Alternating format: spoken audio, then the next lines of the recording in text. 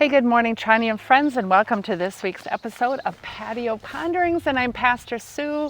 And my patio today is just by the entrance of the church, but with the community of Lonsdale behind me, because the church does not live in and of itself or in and for itself. We have this connection with our wider world, and that is tied into what I've been thinking about this week.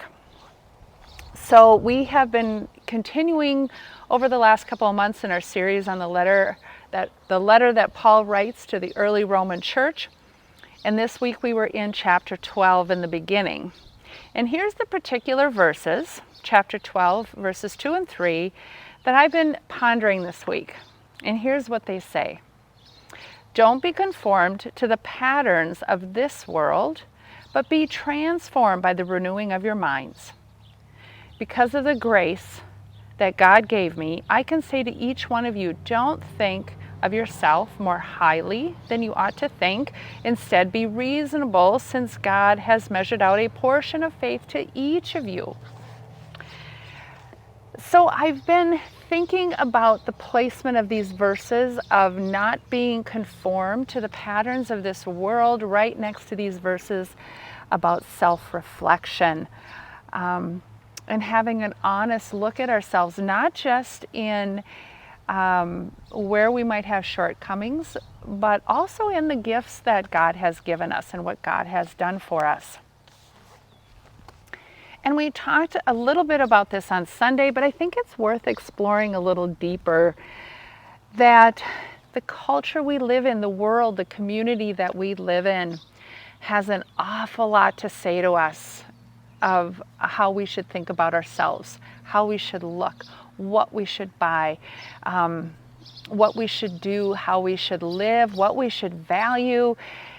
It comes in our our social media, in TV and movies, and through marketing and advertising, and it's just an avalanche of information and an overwhelming amount of shoulds. Here's how you should be doing life.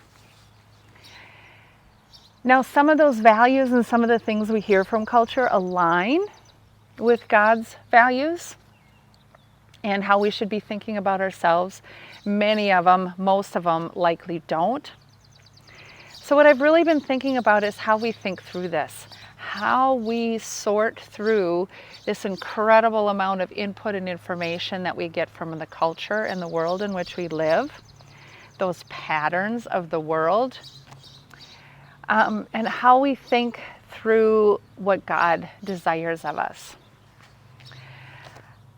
It's a big task, but that task is the task of discernment. It is a task of self-reflection, and it can be super challenging. So what are the things we might find helpful? I think it's really crucial for us to stay engaged with Scripture.